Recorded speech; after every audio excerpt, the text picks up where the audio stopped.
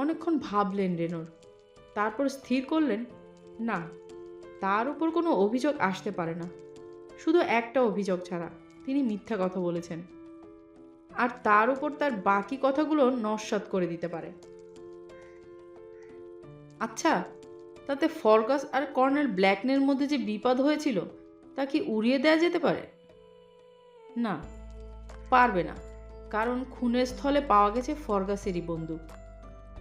তাছাড়া তিনি নিজে একজন লেখক, সকলের পরিচিত, সকলের কাছে সম্মানিত একজন মানুষ। তার কথা উড়িয়ে দিয়ে ডায়না আর ফরগাসের মতো দুজন নগণ্য মানুষের কথাই শুনবেনই বা কেন? এটা কোনো যুক্তিসঙ্গত কথাই হবে না। দূর, এত সব বাজে চিন্তায় নিজেকে কেন যে বিব্রত করছেন? কোনো দিক থেকেই তার কোনো আশঙ্কা নেই। এটা অবশ্য ঠিক, ফরগাসের বিরুদ্ধে সাক্ষী দেওয়ার জন্য কাঠগড়ায় তাকে একবার দাঁড়াতেই হবে। কি হবে তাতে? বাইরের আশেপাশের কিছু মানুষজন তার সম্বন্ধে গুনগুন করবে, এছাড়া আর কিছু না। আচ্ছা, ফরগাসকে যে খুনের দায়ে পুলিশ ধরে নিয়ে গেল, এতে ডায়নার মনের কি প্রতিক্রিয়া হতে পারে? নিশ্চয় খবরটা শোনার পর মনে মনে খুবই আঘাত পাবে। যদিও বড় চতুর মেয়ে, এবার যে তার উপর এক হাত নিতে পেরেছেন রেনোর, ভেবে বেশ একটু আনন্দ অনুভব করলেন নিজে নিজে। নিচে গাড়ির শব্দ উঠতেই জানলা দিয়ে মুখ বাড়িয়ে দেখলেন রেনোর পুলিশেরই গাড়ি। গাড়িতে উঠে বসলেন সুপারিনটেন্ডেন্ট আর সার্জেন্ট। বাড়ির চৌহদ্দি পেরিয়ে যাওয়া পর্যন্ত তাকিয়ে থাকলেন তিনি। তারপর খুব দ্রুত নিচে নেমে এলেন ডায়নার সন্ধানে। দেখলেন ডায়না রান্নাঘরে প্রাতরাশ তৈরি করতে ব্যস্ত। দূর থেকে একটুক্ষণ ডায়নাকে নিরীক্ষণ করলেন রেনোর। খুনের অভিযোগে অভিযুক্ত ফরগাস শুনে নিশ্চয় মেয়েটি মুষড়ে পড়েছে, কিন্তু তার কোনো লক্ষণই তিনি দেখতে পেলেন না তার মধ্যে। দেখলেন যেন কোনো রেখাপাতি করেনি। কি ডায়না, খবরটা শুনলে? বললেন রেনোর। এখন তোমার ফরগাস সম্পর্কে কি ভাবছো? আমি বিশ্বাস করি তার যথেষ্ট মনের জোর আছে, জবাব দিল ডায়না। রেনোর চমকে উঠে তাকালেন তার দিকে। ধীর, স্থির, অকম্পিত কণ্ঠ।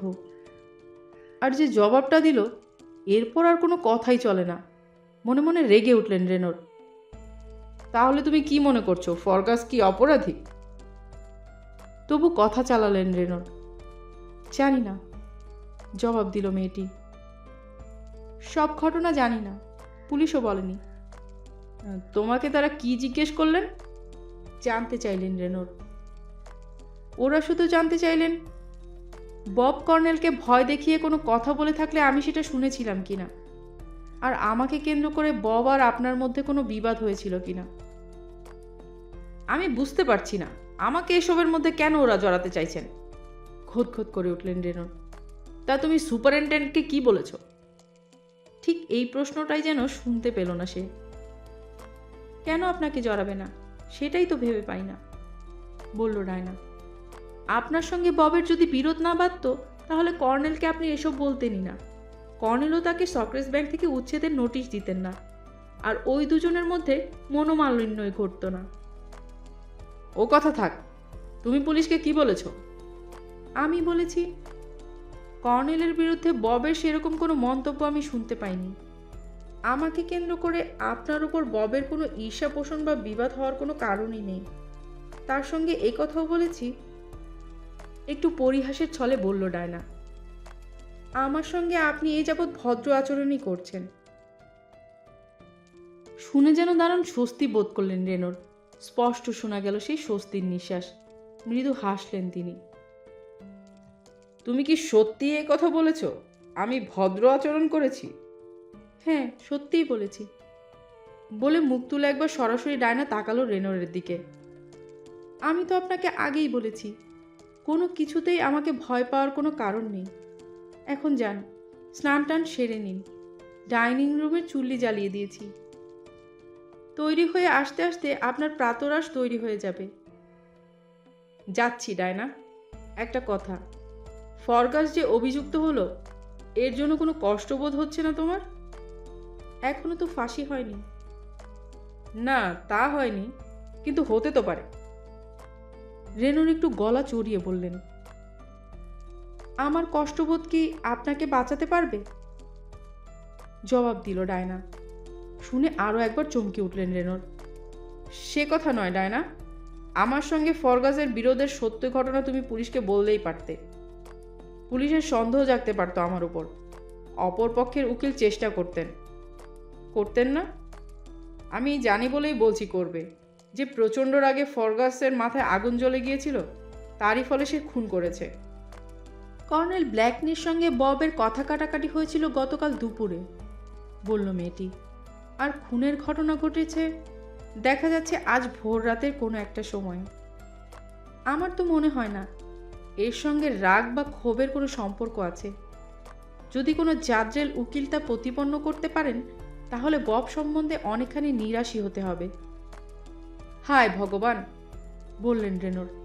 এত সহজভাবে তুমি এইসব কথা বলছো কিভাবে? তোমাকে সে ভালোবাসে, আজ নয় অনেক দিন থেকেই তো। তার ওপর কি তোমার কোনো দয়া মায়া যাচ্ছে না? আমি তো আপনাকে আগেই বলেছি, আমার মন মুখ দুটো এক নয়, জবাব দিল মেয়েটি। বোধহয় ববের দিক থেকে স্নেহটা বেশি ছিল। তারপর একেবারে প্রসঙ্গ পাল্টে হঠাৎ জিজ্ঞেস করল, আপনি আন্ত্যেষ্টি কাজে যাবেন তো? যাব, নিশ্চয়ই যাব, সঙ্গে সঙ্গে বলল রেনোর। এই মুহূর্তে মনে হলো মেয়েটিকে যতটা সম্ভব খুশি রাখার চেষ্টা করা যায় ততই ভালো। তাহলে আর সময় নষ্ট না করে তাড়াতাড়ি স্নান সেরে ফেলুন, তা না হলে 11টার মধ্যে প্রস্তুতি নেওয়া যাবে না। ঠিক বেলা 11টা। ফায়ারফিল্ড থেকে গাড়ি এলো। ডায়নাকে নিয়ে গাড়িতে উঠে বসলেন রেনোর। পিছনে হান্নামোফাতে সবাধার। গাড়ি এগিয়ে চলল রাস্তা ধরে কবরখানার দিকে। একটা গ্রামের পাশ দিয়ে যাওয়ার সময় বেশ বড় একটা কালো গাড়ি এত জোরে তাদের পাশ দিয়ে গেল, ডায়নার গাড়ির ড্রাইভারকে কোনো রকমে সামলে নিতে হলো। ধরে চাপকাতে হয়, গর্জন করে উঠলেন রেনোর। ওটা পুলিশের গাড়ি, ধীরভাবে বলল ডায়না। কপাল কোচকালেন রেনোর। এমন কি ঘটলো যে এত জোরে শহরের দিকে পুলিশের গাড়ি ছুটল? মাত্র 2 জন শোকযাত্রী, মনে মনে বিদ্রূপ করলেন রেনোর। অবশ্য ঠিক ঠিক শোকযাত্রী যদি বলা যায়, তাহলে কি সত্যিই তারা তাই? শয়তানটা মরেছে, তিনি নিজে হাঁপ ছেড়ে বেঁচেছেন। তা নইলে পাওনাদারের কাগজের টুকরোটা নিয়ে সারা জীবন তাকে ভয় দেখিয়ে টাকা আদায় করত। আর ডায়না? না, ডায়নাকেও ঠিক দুঃখী বলা যায় না, কেননা তারই মুখ থেকে তিনি শুনেছেন হান্নাকে সে মোটেই ভালোবাসত না। পাশাপাশি গাড়িতে বসে কথা বলতে বলতে রেনোর কালো দস্তানায় ঢাকা ডায়নার মসৃণ হাতে ঈশ্বর একটু চাপ দিলেন। মুখ ফিরিয়ে মৃদু একটু হেসে আঙুলের ডগায় প্রত্যুত্তর জানালো ডায়না। এই মৃদু হাসি আর নীরব প্রত্যুত্তর রেনোরের কাছে মনে হলো একটা বোঝাপড়া। তার সম্বন্ধে ডায়না যাই জেনে থাকুক, বিশ্বাসঘাতকতা সে করবে না, এমন একটা ধারণা যেন বদ্ধমূল হয়ে গেল রেনোরের মনে। একই মহল, একই বাড়ির তারা মাত্র 2 জন বাসিন্দা। মহাবিষ্ট করা একটা বাড়ি। এ বাড়ি ছেড়ে যেতে মন চায় না। বড় ব্যথা বাজবে তার বুকে এ বাড়ি ছেড়ে যেতে, যেমন রেনোরের তেমনি ডায়নার। প্রাণ দিয়ে সে যেন ভালোবেসে ফেলেছে এই বাড়িটাকে। এ বাড়ির তারা যেন মোহবিষ্ট 2টি কণ্ঠ, 2টি সুর। আমি বলেছিলাম দেখবার জন্য অনেকেই জুটবে, বলল ডায়না। কবরখানার দিকে বাঁক নিতেই দেখা গেল গ্রামের বেশিরভাগ মহিলারই ভিড় করেছে। শকুনের দল, খিচিয়ে উঠল রেনোর। হাসলো মেয়েটি, মনে মনে যেন বেশ খানিকটা মজা অনুভব করলো। ছোট্ট একটা গির্জার সামনে এসে দাঁড়ালো সবাধার। অনাড়ম্বরেই মিটে গেল গির্জার কাজ। কবরের ধারে ডায়নার পাশে দাঁড়িয়ে রেনোর। হান্নার সবাধার আস্তে আস্তে নেমে গেল মাটির নিচে, চাপা পড়ে গেল মাটি। রাস্তায় পুলিশের যে গাড়িটা বেপরোয়াভাবে ডায়নাদের গাড়িটাকে পাশ কাটিয়ে গিয়েছিল, থামলো এসে সেটা ফায়ারফিল্ড থানার সামনে। গায়ে একটা আধময়লা ম্যাকিনটস, মাথায় ফেল্ডের টুপি, মোটা সোটা একটি মানুষ নেমে এলেন গাড়ি থেকে। থানার ঘরের সামনে একজন অফিসার বসে কি যেন লিখছিলেন। আগন্তুক আসতেই মুখ তুললেন নীরব প্রশ্ন নিয়ে। হ্যালো, আমি অফিসার ইনচার্জ সুপারিনটেন্ডেন্ট ক্লেটন না কি যেন নাম, তার সঙ্গে দেখা করতে চাই। কেন, আপনার নাম কি? আমি ডিটেকটিভ ইন্সপেক্টর পুলো, স্কটল্যান্ড ইয়ার্ড থেকে এসেছি। বললেন সেই মোটা মানুষটি। আর চাই 1 কাপ বেশ গরম চা, বেশি মিষ্টি দিয়ে। মিষ্টিটা একটু বেশি খাই আমি। অফিসার আর প্রত্যুত্তর না করে চলে গেল। সুপারিনটেন্ডেন্ট ক্লেটনের অফিস ঘরে আগুনের দিকে পা টান টান করে চেয়ারে দেহটা এলিয়ে বসলেন বুলক। টেবিলের উপর নামিয়ে রাখলেন খালি কাপটা। বলুন তো দেখি ব্যাপারটা কি? সুপারিনটেন্ডেন্ট ক্লেটনও সময় নষ্ট না করে কর্নেলের খুনের সন্দেহে ফরগাসকে গ্রেফতারের সমস্ত কাহিনী শোনালেন তাকে সংক্ষেপে। এটা তো পরিষ্কার ব্যাপার, খোদ খোদ করে উঠলেন বুলক। উদ্দেশ্য পেয়েছেন, বন্দুক পেয়েছেন, কর্নেলের মেয়ে খুনিকে শনাক্ত করে দিয়েছে, তাহলে আর কি চাই? আমাকে কেন ডাকলেন এখানে?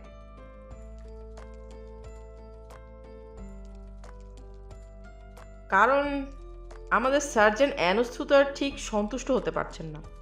ওর ধারণা ঠিক খুনিকে ধরা হয়নি, বললেন ক্লেটন। প্রধান কনস্টেবল আমাদের ক্যাপ্টেন নরম্যান, তার সঙ্গে আলাপ আলোচনার পরেই সন্দেহটা আরো ডানা বেঁধেছে, তাই ক্যাপ্টেনকে পাঠানো হয়েছিল স্কটল্যান্ড ইয়ার্ডে। ও। বুলক পকেট থেকে একটা চকলেট বের করে মুখের মধ্যে ফেলে দিলেন।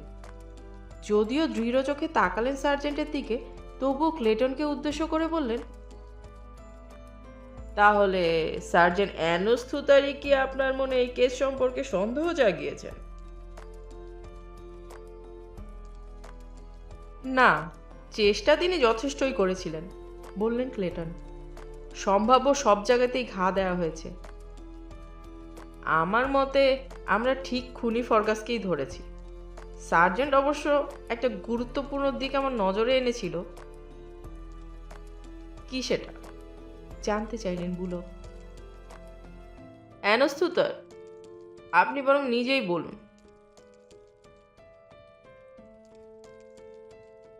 ব্যাপারটা হলো স্যার, খুব দ্রুত বলে গেলেন সার্জেন্ট। ফরগাসকে যখন আমরা বাড়িতে ধরতে গেলাম, সে হলপ করে বলল রাত 10টার পর সে শুতে গিয়েছিল এবং নিজের ঘরে ঘুমাচ্ছিল। ঘুম ভেঙেছে আমাদের ডাকাডাকিতেই। আমরা যখন বন্দুকটা দেখিয়ে জানতে চাইলাম এটা তার কিনা, সঙ্গে সঙ্গে স্বীকার করলো যে এটা তার, আর হলফ করে বলল সে রাতে সে ঘর থেকেই বের হয়নি। শুতে যাওয়ার আগেও দেখে গিয়েছিল নিচে বসার ঘরে যে কোণটাতে তার ছিপ, সারস আর বন্দুক থাকে সেখানেই ছিল বন্দুকটা। তাই যদি সত্যি হয়, তাহলে সে রাতে নিশ্চয়ই অন্য কেউ খামার বাড়িতে ঢুকে থাকবে আর বন্দুকটা চুরি করে থাকবে। ভাবলাম এটা একটু খতিয়ে দেখি।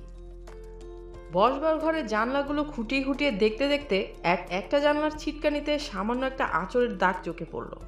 হল ঘরে ঢোকার জানলার ছিটকিনিটাও দেখলাম সেই একই রকম অস্পষ্ট আঁচড়ের দাগ। ও, তা এটা দেখে আপনার মনে হলো না কেন যে তদন্তকে ভুল পথে চালাবার জন্য ফরগাসই কোনো চালাকি করে রেখেছে? অস্বীকার করছি না, তা হতে পারত, বললেন সার্জেন্ট। কিন্তু আমি নিশ্চিত ফরগাসের মাথায় সেরকম মগজ নেই।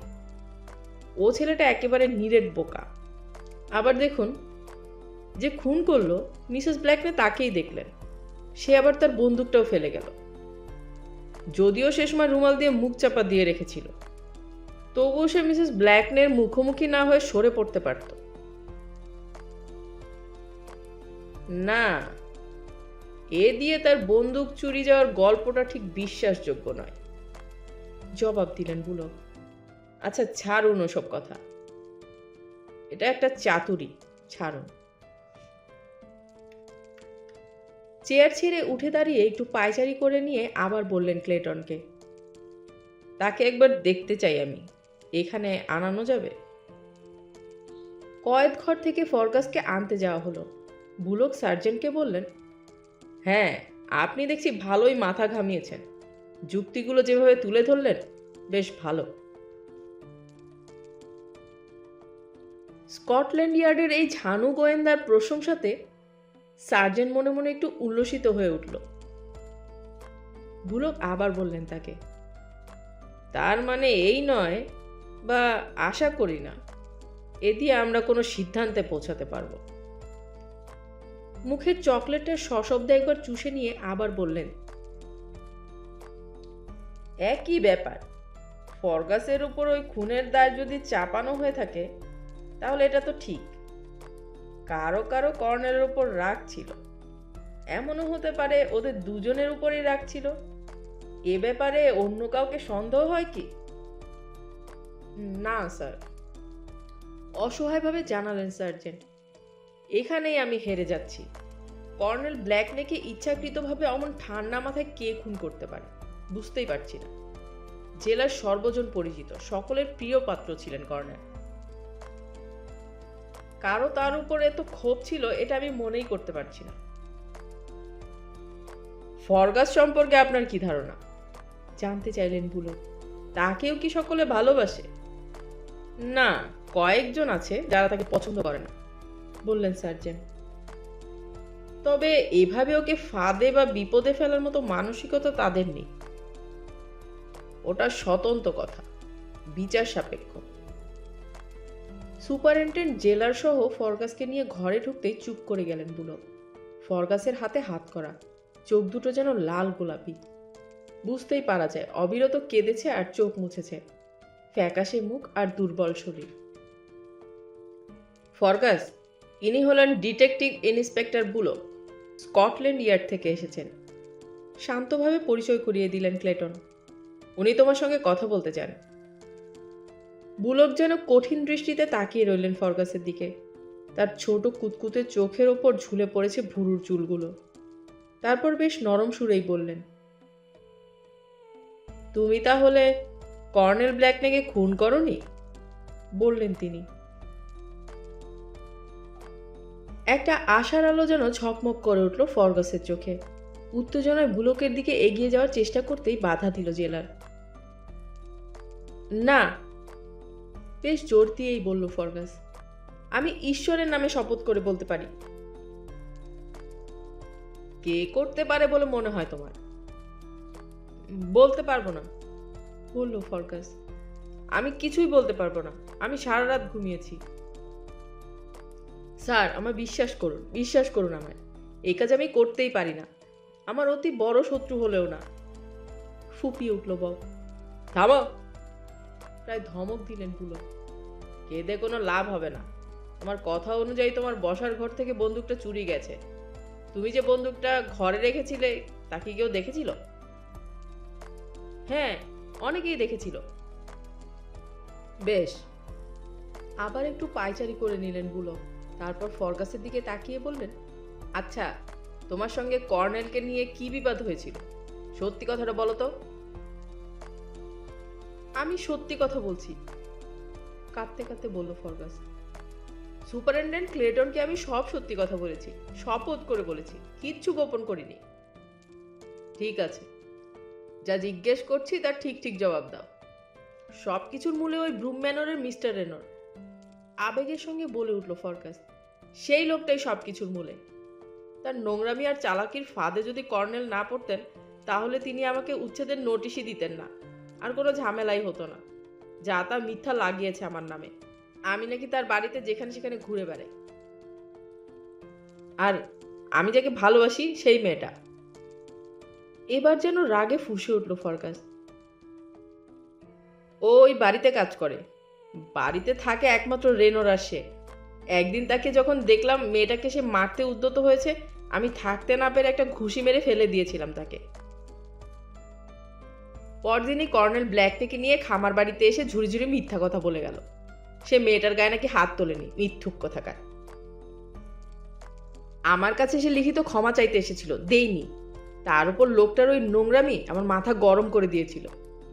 আবার আমি তাকে মারতে উদ্যত হতেই কর্নেল আমাকে থামিয়ে দিলেন আর উচ্ছেদ করার নোটিশ দিলেন। এক ভুরু চুলকে কুতকুতে চোখ নিয়ে বুলক তাকালেন ক্লেটনের দিকে। মেয়েটার জবানবন্দি নিয়েছিলেন? হ্যাঁ। সে কিন্তু ফরগাসের এই অভিযোগ জোর দিয়ে অস্বীকার করেছে, বললেন সুপারিনটেন্ডেন্ট। সে বলেছে ওর কথার মধ্যে একটুও সত্যি নেই। তার বক্তব্য মিস্টার রেনর তার সঙ্গে কখনোই দুর্ব্যবহার করেননি, ভদ্র ব্যবহারই করে আসছেন সবসময়। সে অস্বীকার করেছে? প্রায় আর্তনাদ করে উঠল ফরগাস। আপনি সত্যি বলছেন সে অস্বীকার করেছে? হাঁটু দুমড়ে সেই মুহূর্তে ফরগাস পড়ে যেত মেঝেতে, যদি না ঠিক ওই সময় সার্জেন্ট অ্যানোস্তুতার আর জেলার তাকে ধরে ফেলতেন। ওকে একটু জল দিন, বললেন বুলক। সঙ্গে সঙ্গে এক গ্লাস জল এনে ধরা হলো ফরগাসের ঠোঁটে। তুমি যাকে ভালোবাসো সেই মেয়ে অস্বীকার করায় মনে হচ্ছে তুমি খুব ধাক্কা খেয়েছ। তীক্ষ্ণ দৃষ্টিতে বুলক তাকালেন ফরগাসের দিকে। না, সে অস্বীকার করতে পারে না, আমি বিশ্বাস করি না। সে সত্যকে অস্বীকার কেন করবে? বলল ফরগাস। সে অস্বীকারই করেছে, বেশ জোর দিয়ে বললেন ক্লেটন। কেঁদে উঠল ফরগাস, বুক কাঁপিয়ে কেঁদে উঠল সে। মাথা ঝুঁকে পড়ল তার বুকের কাছে। তাহলে আমার আর কিছুই বলার নেই, ফুপিয়ে ফুপিয়ে বলল ফরগাস। সে যখন এত বড় সত্যকে অস্বীকার করেছে, তাহলে তারা দুজনই এর মধ্যে জড়িত। কিসের মধ্যে? তীক্ষ্ণ প্রশ্ন বুলকে। অজস্র কান্নায় ভেঙে পড়েছে ফরগাস, উত্তর দেওয়ার সামর্থ্য নেই। বুলক দু হাতে তার কাঁধটা ধরে সজোরে ঝাঁকুনি দিয়ে বললেন, থামো। তুমি বললে মিস্টার রেনোর আর মেয়েটা দুজনেই এর মধ্যে আছে। কিসের মধ্যে? আমাকে মিথ্যাবাদী সাজানোর মধ্যে, ফুপিয়ে ফুপিয়ে বলল ফরগাস। কাঁধ থেকে হাত নামিয়ে বুলক কয়েক পা পিছিয়ে এলেন, বললেন, একে এখন নিয়ে যাও। কয়েকখানায় ফরগাসকে আবার ঢুকিয়ে রাখার কাজ শেষ করে বুলক খানিকটা আগুন পুড়িয়ে নিলেন। ক্লেটন আর সার্জেন্টকে যেন দেখতে পান সেভাবে আগুনের পাশে চেয়ারটায় বসে দুপা ছড়িয়ে দিলেন। এখানে কোথাও মাছ আর আলু ভাজা পাওয়া যাবে? জানতে চাইলেন বুলক। হ্যাঁ। শুনে একটু অবাক হলেন ক্লেটন। কেন? কারণ আমার খিদে পেয়েছে, খেতে হবে, বুলক বললেন। ওয়েদারবি দিয়ে আসার পথে কিছু খাওয়া হয়নি, কাউকে পাঠিয়ে দোকান থেকে আনা। ওই প্লেটের ঝামেলা করতে হবে না, কাগজে মুড়ে আনলেই হবে। এইখানে তো ওর থেকেও ভালো খাবারের আয়োজন করা হয়েছে আপনার জন্য, সুপারিনটেন্ডেন্ট প্রতিবাদ জানালেন। কে বলেছে আমার জন্য খাবারের আয়োজন করতে? আমি যেটা বললাম ওটাই খেতে আমার ভালো লাগে। মনে মনে একটু অসন্তুষ্টই হলেন সার্জেন্ট। এর আগে বুলকের খোলাখুলি আচরণ সম্বন্ধে অনেক কথাই শুনেছেন তিনি, তবে এই প্রথমবার মুখোমুখি হচ্ছেন তার। খবরের কাগজে মুড়ে বুলকের নির্দেশ মতোই দোকান থেকে মাছ আর আলু ভাজা এলো। সত্যি আপনার প্লেটের দরকার নেই? না, কোনো প্রয়োজন নেই। আঙুলটাকে কাটার মতো করে শুরু করে দিলেন আহার। এখন কাজের কথায় আসি। মিসেস ব্ল্যাকনে ফরগাসকেই শনাক্ত করেছেন? তার বাবার শোবার ঘর থেকে ফরগাসকেই বেরিয়ে আসতে দেখেছেন, তাই না? হলপ করে বলতে পারবে তো? হ্যাঁ, তা পারবে, বললেন ক্লেটন। এটা কিরকম? খুব ভীরু? না, তা বলবো না, বেশ সুস্থ সবল আর বুদ্ধিমতী। আততায়ীর মুখ যখন রুমাল দিয়ে ঢাকা, তখন ফরগাসকে তিনি চিনলেন কিভাবে? মাথার টুপি, ম্যাকিন্টাস আর গার্টার দেখে। ওই পোশাকই ফরগাস সবসময় পরে থাকে। সব সময়? 10 দিনের মধ্যে 9 দিন তো বটেই, বললেন সুপারিনটেন্ডেন্ট। বেশ বড় একটা মাছের কাঁটা মুখ থেকে বের করে চুষে চুষে পিছনের আগুনে ছুঁড়ে ফেলে দিলেন বুলক। ছেলেটার দেখছি মাথায় ছিট আছে, মন্তব্য করলেন বুলক। সে দরজা খুলে হলে ঢুকলো, ম্যাকিন্টাস আর গার্টার পরে, যা সকলের কাছেই তার মুখের মতোই পরিচিত। আবার মুখ ঢাকলো রুমাল দিয়ে। নরকের পাপ! তা পোশাকগুলো কোনো চাদর টাদর দিয়ে ঢাকতে পারলো না? সুপারিনটেন্ডেন্ট ক্লেটন চুপ করে তাকিয়ে রইলেন বুলকের দিকে, কিন্তু সার্জেন্টের চোখে মুখে কেমন যেন একটা আলো ঝিলিক দিয়ে উঠল। তাজা মুচমুচে একটা ভাজা আলু বুলক খবরের কাগজ থেকে তুলে ধরলেন সার্জেন্টের দিকে। সার্জেন্ট, আপনার কথা এখন আমার বিশ্বাসযোগ্য বলে মনে হচ্ছে।